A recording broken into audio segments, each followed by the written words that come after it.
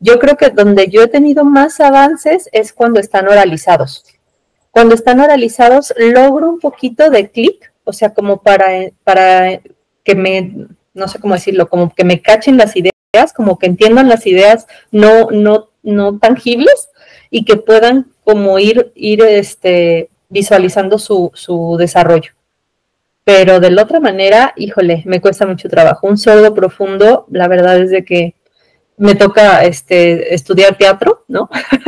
Hace rato justo tuve una sesión y el chico no sabe mayor lengua de señas, entonces bueno, ya me ven ahí como en teatro y pongo a la mamá a un lado y entonces a ver, pero ¿qué te dijo? Y si tú te acercas, ¿no? Entonces, híjole, tiene uno que hacer mucho desplaye, ¿no? Visual como para que pongan atención estos enanos, ¿no? Y entonces sí, la verdad es de que esa parte es compleja. Yo no sé qué tanto, Nuriate, te pasa esta parte como de la atención, o sea, a mí sí me cuesta mucho, sus atenciones son dispersas, o sea, son, aunque uno intenta, ¿no? O sea, yo trabajo en la escuela y me saco los monitos, ¿no? Y ando y de todas maneras de hacer, y ya se fueron. Entonces, ¿qué tanto les pasa a ustedes esta parte? Porque sí, o sea, no sé si es solo de esta población o en sí, pues tal vez la edad, ¿no? O sea. Sí, y de hecho es un fenómeno que también está pasando con los oyentes y bueno, yo le echo la culpa bastante al celular. Y ausencia de padres, digo, la situación económica, tienen que trabajar todo el tiempo, entonces no hay padres que los estimulen ahí presentes y pues se van al celular y entonces eso genera, no sé, un ejemplo. La parte del cerebro que se encarga de los mapas ya está menos desarrollada porque ocupamos el Google Maps, el Waze y así. Entonces, el cerebro es la empresa más funcional, más estratégica. Entonces, digamos, departamento que no se ocupa, departamento que se desmantela. Claro. Exactamente. Entonces, sí, la atención es algo que sí se ve muy afectada por los medios digitales. Sí hay, o sea, sí se ve, o sea, por ejemplo, el déficit de atención ha sido como en escalada, ¿no? La comida, los dispositivos. Y entonces ese fenómeno que dices, o sea, yo pensaba, pues también lo veo en oyentes, ¿no? Entonces, tanto en sordos como en oyentes, pero sí influye mucho lo que han vivido. ¿Y a qué nivel? Bueno, y lo que decías de los sordos, que muchos con los que trabajas no entienden de analogías. Y sí, ciertamente, ¿no?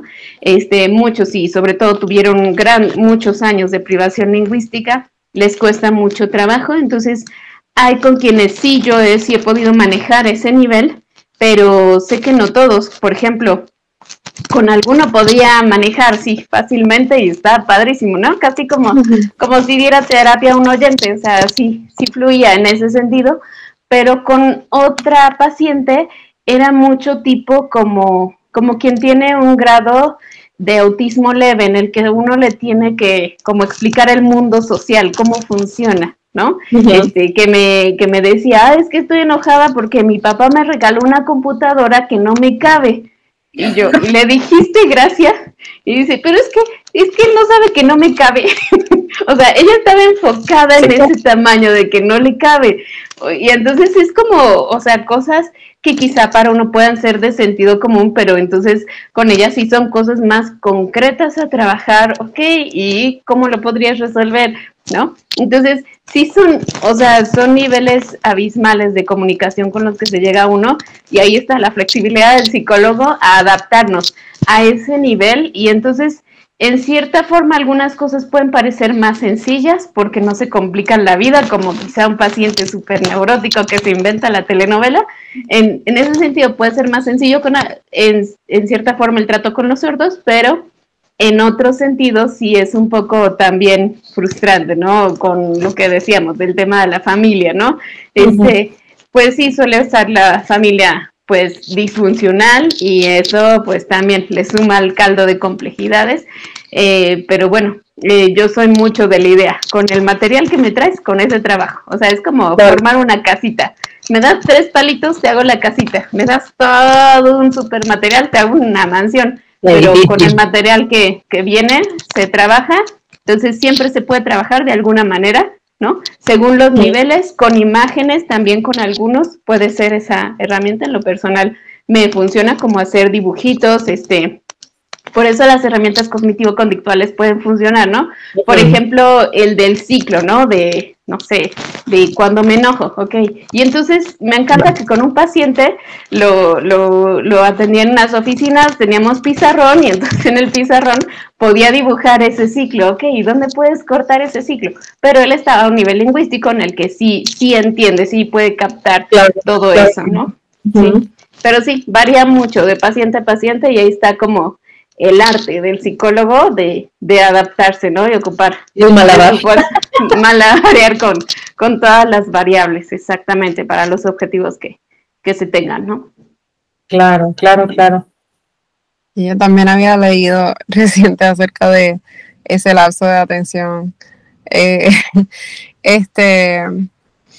A mí me llama la atención que he visto que en ocasiones oyentes utilizan para eso, porque en ocasiones uno nota esa reacción corporal cuando es señas y señas y señas, y aún, ¿verdad?, utilizando muchos marcadores no manuales, pero como mencionó, lo del el dibujo o los visuales de cosas que ya han compartido, que son su motivador, o dibujos que ya han tenido, para integrar ejemplos y no ejemplos, pero no he tenido todavía el privilegio de tener la experiencia con personas que no tienen para nada el lenguaje de señas. Pero ¿cómo? ¡Qué padre! O sea, qué bueno, pues sí, porque sí es... Pero quiero adentrarme porque sé que en el centro de Puerto Rico pues hay varias comunidades que tienen señas caseras, como acá le dicen. Pero como había mencionado, creo que Nidia en otra ocasión, ellos integran intérpretes sordos para comunicar con fotos del internet también, o con gestos sordos con sordos, a pesar de que no tengan el lenguaje como tal. Y me parece interesante las posibilidades de ¿verdad?, señalando dentro de las diferentes emociones que quizás en una caricatura favorita pudiese ser unos sucesos con los que puedas relacionar, como mencionas, conceptos bastante abstractos. Pero no sé si es algo que es de lo que estaba mencionando Guadalupe, que ha utilizado antes. Sí. Fíjate que una ocasión me tocó ver el chat de uno de mis alumnos y bueno, es emoji, ¿no? Entonces es muy enriquecedor, o sea, qué padre que la tecnología también tenga sus partes buenas, ¿no? O sea, creo que hay que saberlas utilizar y aprovecharlos porque sí, definitivamente una imagen puede darles mucha cabida, ¿no? Entender como muchas cosas. Sin embargo, sí, o sea, ya cuando creo que cuando nosotros estamos con las antenitas despiertas, ¿no? Porque sí, como bien dices, si hay esta trata de comunicar, ¿no? Pero papá no me entiende, ¿no? Lo que yo traigo en mi cabeza y yo quiero hacer, pues se vuelven conflictivas fuertes, ¿no? Porque sí, definitivamente ellos no saben expresarlo, papá no sabe entenderlo, y entonces ahí es donde se corta totalmente la comunicación. Y que también en cierta medida pasa también hasta con nosotros, ¿no? O sea, bueno, a mí me pasó con una de mis alumnas que me decía, es que mi papá es muy malo y es que él siempre me regaña y me golpea. Y bueno, no, yo terminé, o sea, de derechos humanos, vámonos, o sea, ya definitivamente. Y ya después le pido, a ver, dibújame qué es lo que pasa, ¿no? Me apaga la tele. Es que me apaga la tele y me pone a limpiar, ¿no? Y yo, ¡ay, Dios mío! O sea, sí, o sea, su concepto es distinto al que nosotros tenemos, y no por eso bueno o malo, pero simplemente tal vez uno ya empieza a hacer así toda la historia en la cabeza